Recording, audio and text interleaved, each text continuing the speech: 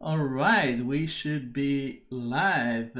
Welcome everyone to another Hoot episode. I'm your host Yuval from solo.io, and this is our Envoy series. And this time we'll be talking about interacting with the control plane, Envoy's control plane. So this is part of our Envoy series that covers various aspects of Envoy.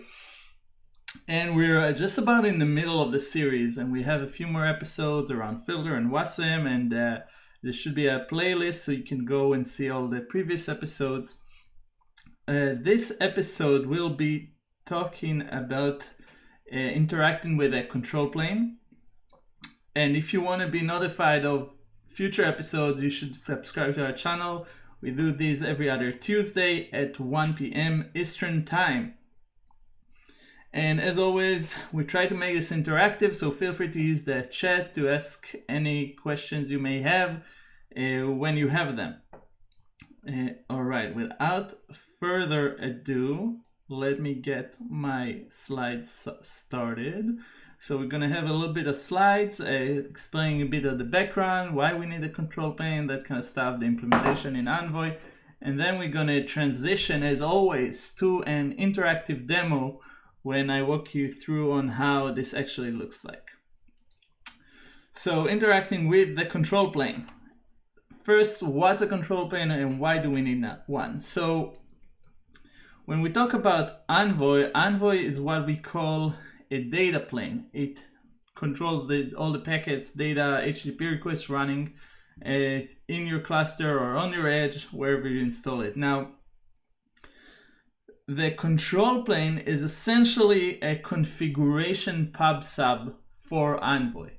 So Envoy, usually I know in previous Hoots we use static files to configure Envoy, but that doesn't scale up nicely. And the way to manage all this configuration is to place it in one central place, the control plane, and have the control plane propagate the configuration to Envoy, to the data plane, as it's sometimes called, right? So having the control plane as this, essentially Envoy goes to the control plane and subscribes for configuration updates, right? And then whenever a route is changed, cluster is added, listener is added, the control plane will send those updates to Envoy, and Envoy will apply the new configuration dynamically without restarting and without copying files, any sort of that stuff. So operationally, it makes it easier to manage configuration where it's all in one place and it gets propagated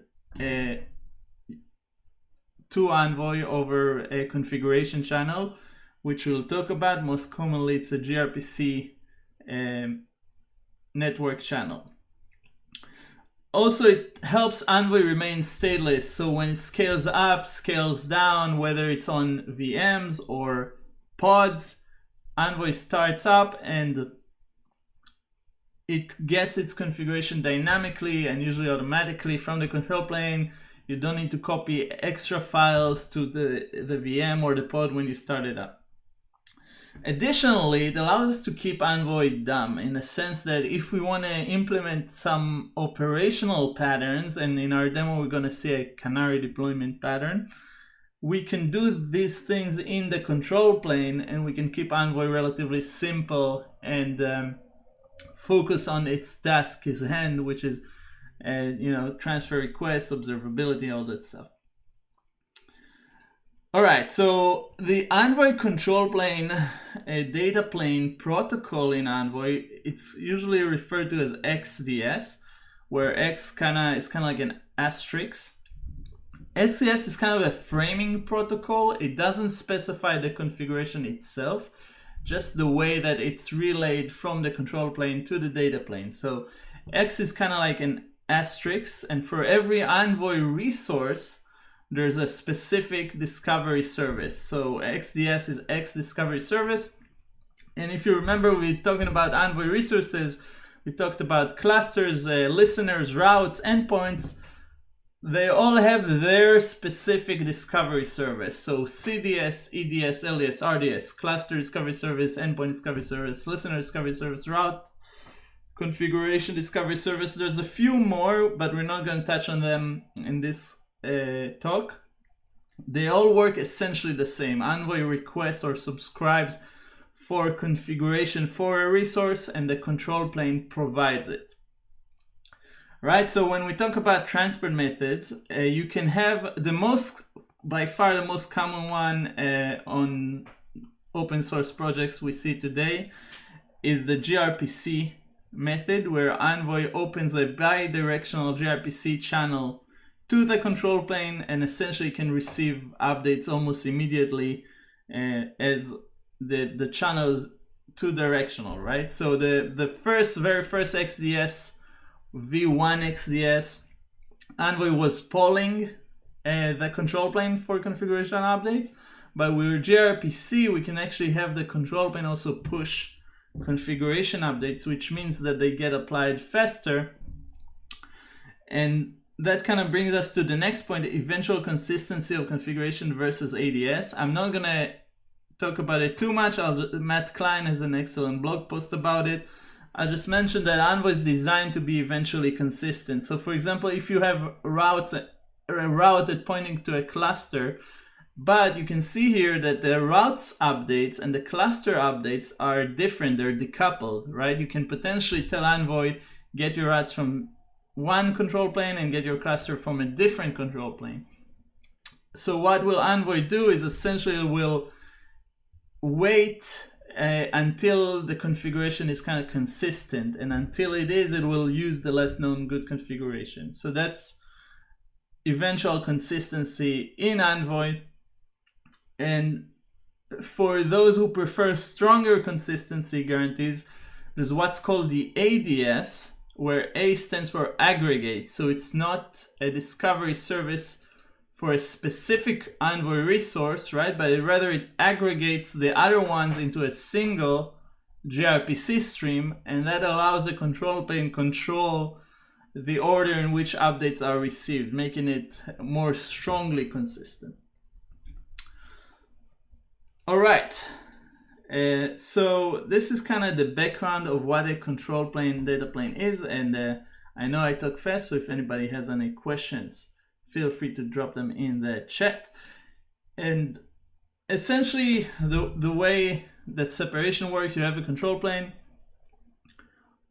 it doesn't do too much on its own, right? It needs its configuration from the control plane, and the control plane is where a lot of the smarts live, right? So the control plane gives Envoy its configuration. Now, usually the way it's implemented, the control plane has its own configuration language, right? So we've reviewed some Envoy YAMLs in previous Hoots, and you consider the very verbose, right? They are intended to be written by a machine. So various control planes for Envoy usually expose a simpler configuration language for the user, right, which they translate into Envoy configuration. So that's kind of also part of the roles of a control plane. And I'm just giving enough prep so I can kind of show how it all works. So if there's stuff, I'm not talking about everything, and do feel free to do some more research about it to go into the depth that you're curious about knowing. All right. So next thing I want to talk about is operational concerns. And again, it's going to be very, very basic. So the way xDS works is that Envoy sends what's called a discovery request to the control plane. And then the control plane responds with a discovery response, right? So Envoy sends a discovery request. It waits there until there's an update for the configuration. When there is an update, the control plane responds back with a discovery response containing the resources that Envoy needs to apply. Now, Envoy may accept or reject that configuration, right? If the server gives Envoy an invalid configuration, Envoy will reject it. And we're going to go over that and see how you can understand what's going on in the Envoy stats to make sure that everything is running smoothly. And when Envoy rejects a configuration, that's called a NAC, a negative acknowledgement, negative ACK. Another small thing you want to know, Envoy has two ways for the control plane to propagate configuration. You might see this in the Envoy docs. One is state of the world, which means that on every discovery response, the control plane gives the entire state of the resources onto Envoy, right? So whenever one cluster updates, Envoy gives the entire list of all the clusters. Envoy gets the entire list of all the clusters from the control plane, right? So the other mode is Delta mode, where if a single resource updates, then only that resource is sent to Envoy, right? So if you have one cluster that updates out of 100, in state of the world, you'll get a discovery response containing 100 clusters, and in Delta, you'll get one containing one cluster. Now, state of the world is generally easier to implement because you can have the same response for any Envoy, and in Delta, you kind of keep track of individual Envoy and see where it's at and what it's missing and send him the Delta, which makes the control plane more complicated. Delta support also was added more recently, so most control planes today are state of the world. And yes,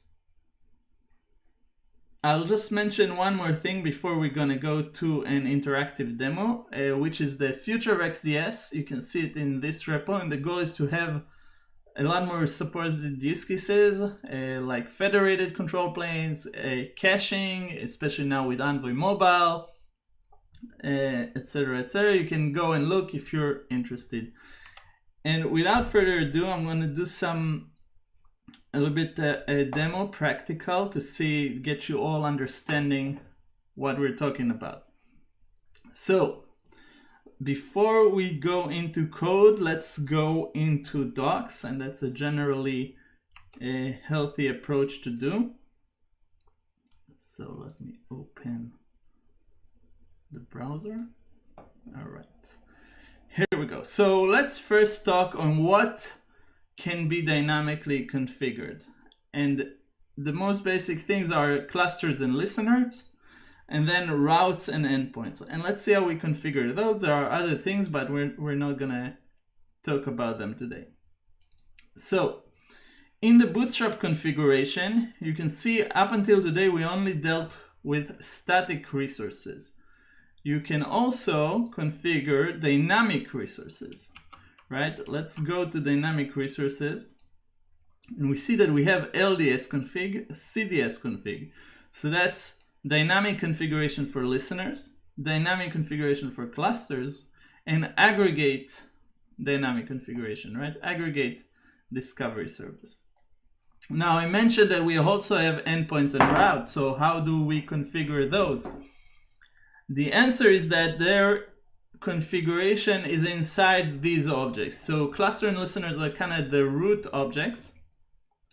And if you want to dynamically specify the endpoints for a cluster using EDS, the cluster that is returned needs to have EDS cluster configuration, right?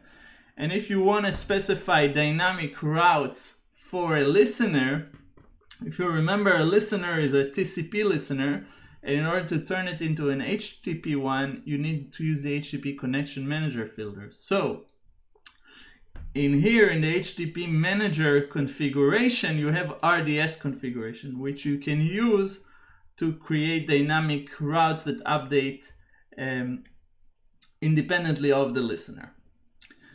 And in here, you have an example section in the overview in Envoy. We can see various configuration modes: static, mostly static, dynamic. I'm not going to review them right now, but I figure I'll mention it here as a helpful reference.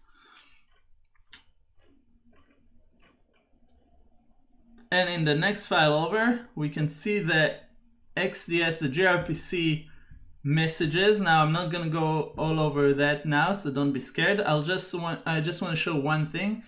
is the version info. So every time Envoy receives a configuration, initially this will be empty. Then Envoy receives a discovery response from the server. It will have a version of the response. Once Envoy receives a discovery response, it will immediately send another discovery request that will be pending, waiting for the next discovery response, and it will set the version info to the version that it had applied, right? And we have here kind of a diagram, and you can see this in the xDS gRPC protocol, how it works. Whenever Envoy, so in here, that's a regular good configuration scenario. This is Envoy control plane, right? The control plane return version X, and then on the next discovery response, Envoy will respond with version equal X. And that means that version X was successfully applied. The other option is right here in the next section, and that's where Envoy doesn't apply successfully the version sent to it, version X. It will return the previous version. In our case, it's an empty string. It will tell the server, I don't know what version X meant. It was a configuration error for me, and I'm returning the previous version that I applied, in our case, the empty version. Now, that configuration error may be temporary or it may be permanent, and you'll have to kind of debug this to see which one it is. Or rather, if it's there for long, you probably want to check it out. All right, one more thing I want to talk about before we delve into the code is the Go control plane repository. So under the Envoy Proxy org, you have the Go control plane, and that's the basis to the control plane we'll be demoing. And it's not exactly an implementation of the control plane, more like a library to write control planes with. All right. Please feel free if there's any questions about what we just saw, and if there aren't, I will go ahead and let's talk a little bit about some code. Here we go. So we have here an xDS bootstrap config for Envoy that essentially sets Envoy to use xDS. And what we're going to demonstrate with this is doing canary rollout using Envoy and using the control plane. So when using xDS, it's important to set the node, the ID here, because Envoy sends that identity to the control plane. So a control plane needs to give Envoy configuration, right? And to do that, it needs some information from Envoy about who he is. So this is this node information. Now let's go look at dynamic resources. Now let's start with the easy part. LDS and CDS are just using ADS. So I'm using the aggregate discovery service to configure everything, the listeners and casters. We're using V3, and that's a minor. We just need to know what the control plane provides, but essentially the latest version is V3, so that's what we're using. Now let's look at ADS config here. So first thing we can see that it points to a gRPC service. So we're using a gRPC xDS, a V3, right? So there's a V3 of the framing of the discovery response and request, and V3 of the resources. We're just using V3 for everything. And the last thing is rate limit settings. So if there's any sort of bug in Envoy that would cause him to send discovery requests in a loop, or if there are frequent updates from the control plane, you want to prevent excessive CPU usage, you can set rate limit settings here. That's essentially a token bucket that will say, you know, how frequently Envoy can send a new discovery request. All right, let's briefly review the static resources. There's not a lot here, and the reason is that essentially the only static resource we need when we're doing gRPC xDS is the cluster that is the control plane. So this is just points to the management cluster, right? The xDS cluster.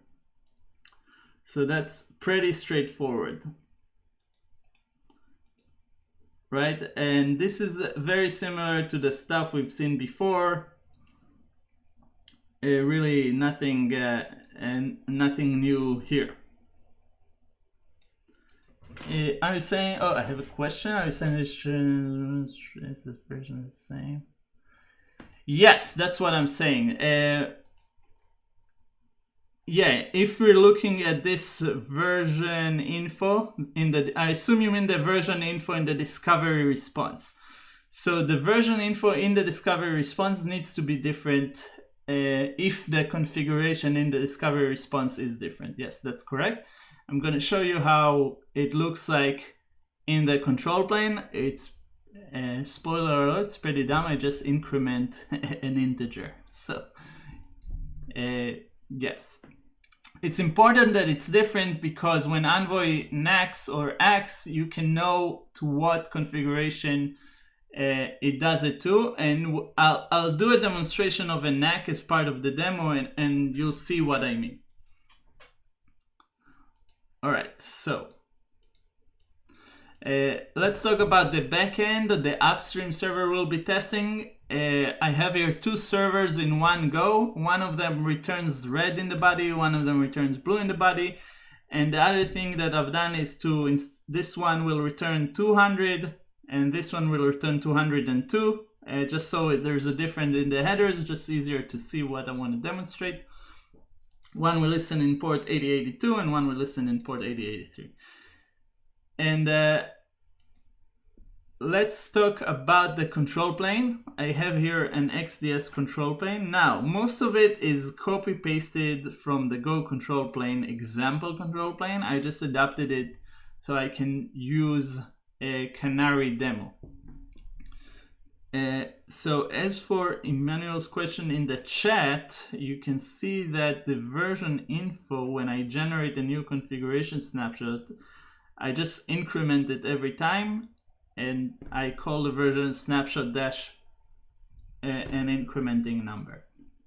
So the main thing I want to focus on this code, I'm not going to review all this code because it's most of it is the Envoy control plane code, is this section right here, which I've added. And oh, 1 sec, sorry, I think. Oh, sorry, my bad. I was showing the wrong VS Code. It's too many codes in flight. I'll just repeat the last section. I don't know why OBS changed my code. Here we go. All right. This is the right one. Okay, OBS is misbehaving. I'm sorry about that. So let's repeat that last section. So this is the xDS code, xDS YAML. The main thing, I'll repeat briefly what I said. So there's the LDS CDS config that have the resource version, and then they're using ADS and ADS. I don't know why it keeps jumping back. Let me, 1 sec, sorry about that. I will kill all my other VS codes so this doesn't happen. Very weird.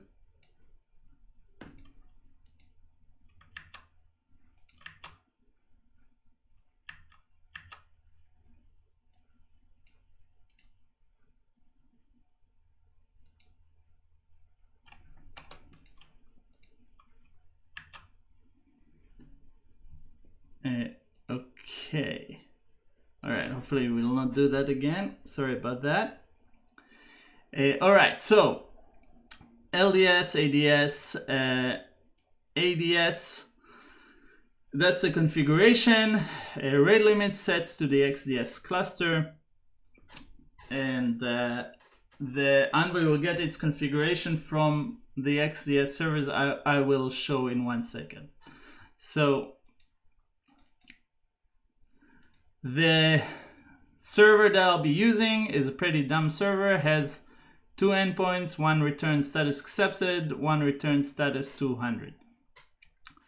The xDS, what it does, I have this interactive prompt where I have routes defined to this two cluster, to this cluster 1 and cluster 2, and you'll see in a sec what I mean. And I interactively input a weight that balances between the first one and the second one. And as I showed before, the version is just an incrementing integer. All right, so what I want to focus about is just this section here on how we dynamically configure routes to kind of operationalize a canary scenario. So this xDS is mostly copied from the official Go control plane, so not too much interesting stuff going on onto itself. So I'll just focus on the terminal right now. Why is it always changing my VS Code? I don't know why OBS is misbehaving today, but I will definitely find out. All right. I have here on the one side of the terminal, I'm running the xDS server. And on the other side is just ready to do some curling. And we can do like a curl so you can see what I'm talking about. And you can see that now it returns red, and remember the other endpoint returns blue. And what I'm gonna do to illustrate this better is to use Hey to send 100 queries every second, and then it'll print the ratio between 200 and 202. If you remember, one server returns 200 and one server returns 202. So let's run this, and we can see that we only get 200. But now if you use the interactive prompt to set a weight of 5% to cluster B, you can see that, why is this nothing happening?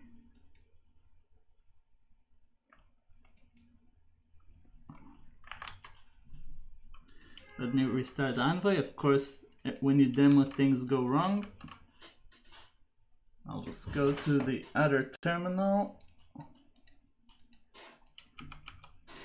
Oh, I think Envoy was retrying to connect because the server was down, so it might have not responded.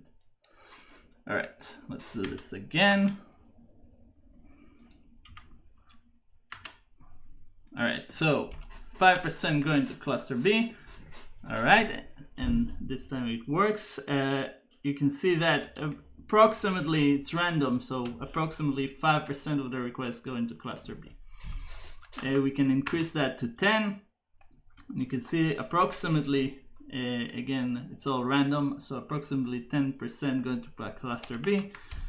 50, you know, again, it updated 50, 40, 51, 49.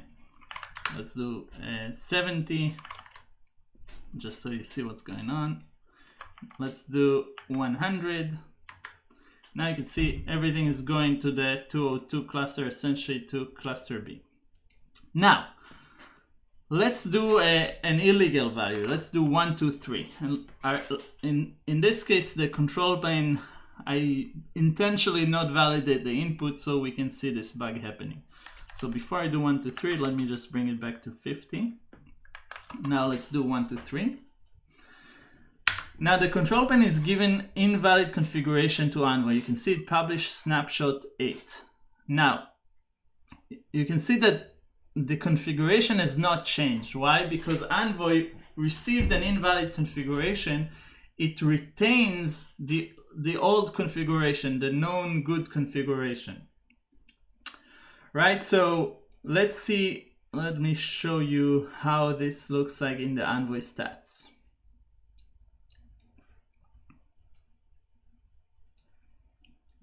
Let's go back to the browser, and we can see in the Envoy stats that, let me refresh this. So you can see that the version that Envoy applied for CDS is 8, for LDS is 8, but for RDS, for routes, that's 7, right? And if you can see, version 8 is the bad configuration with the bad route. So the old configuration with the 50/50, that's the one that's applied. Now let's say we fix it to write 90, and then you can see version 9. We can refresh the stats, and all the version texts are now pointing at version 9, right? Because we fixed the configuration and Envoy applied the last configuration because now it's good, now it's valid. If that makes sense, I hope.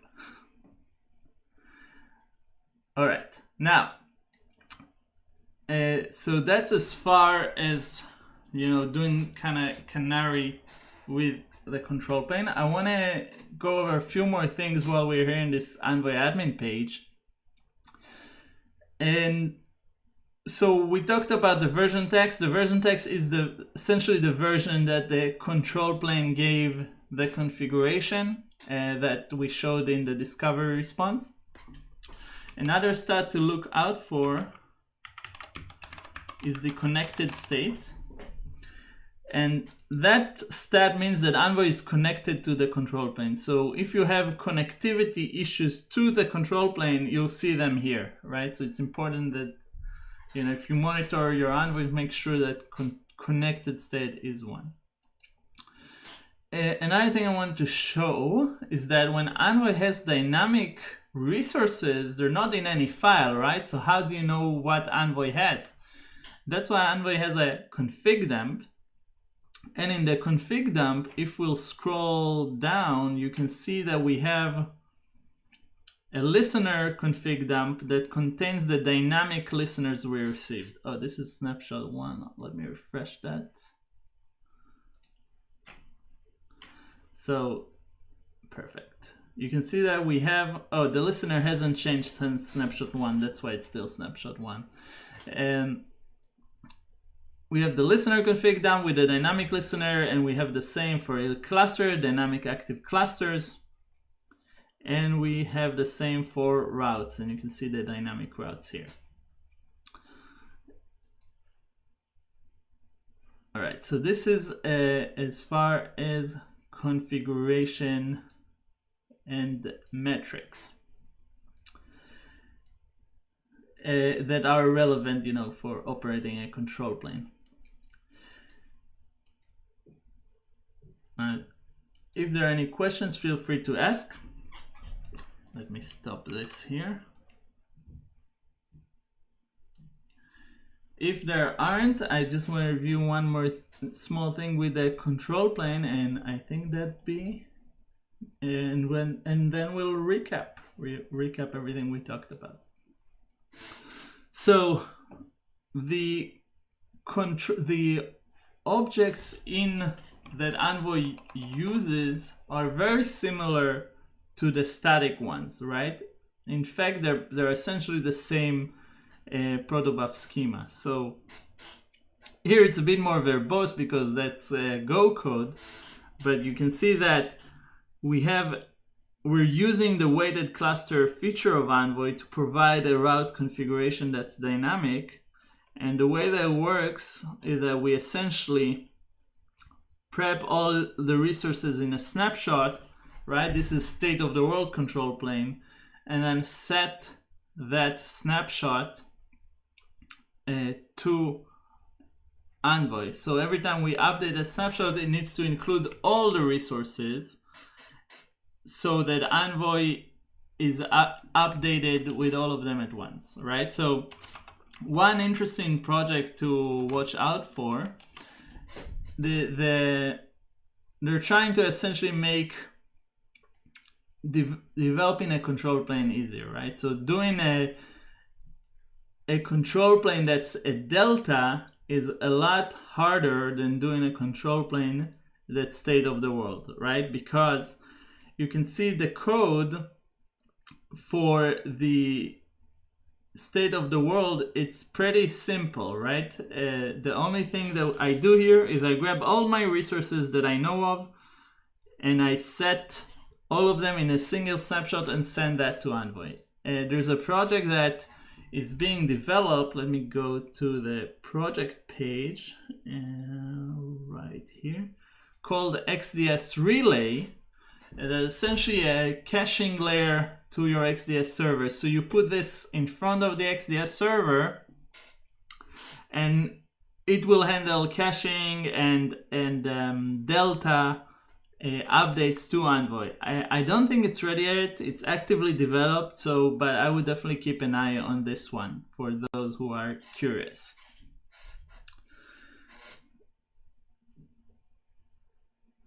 All right.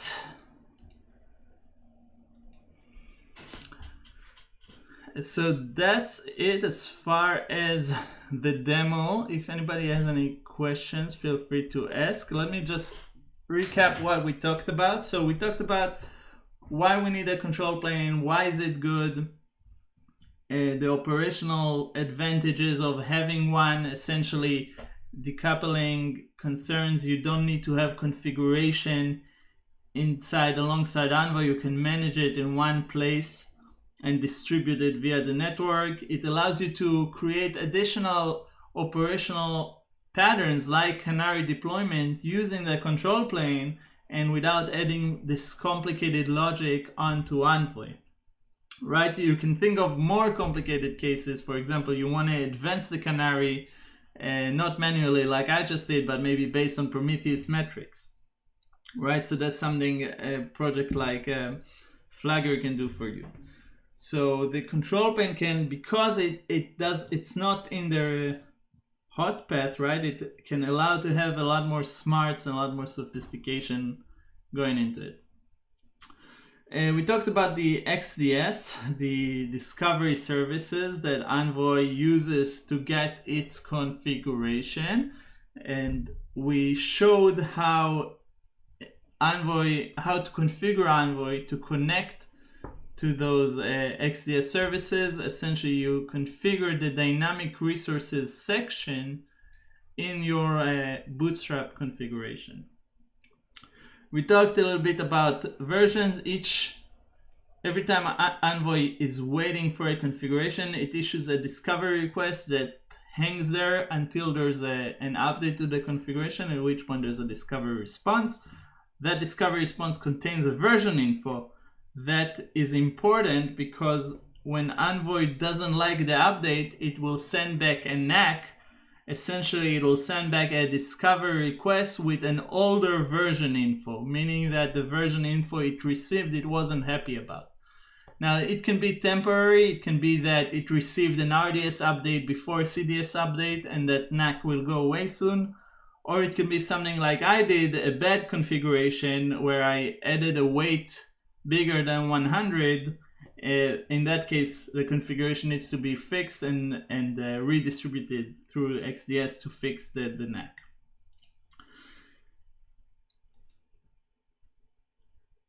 We talked a little bit about the future. There's the UDPA and there's the xDS Relay to allow you to more easily create another layer of a control plane to cache it and do Delta updates, which are more efficient in the network, but are more complicated as far as code complexity to the control plane.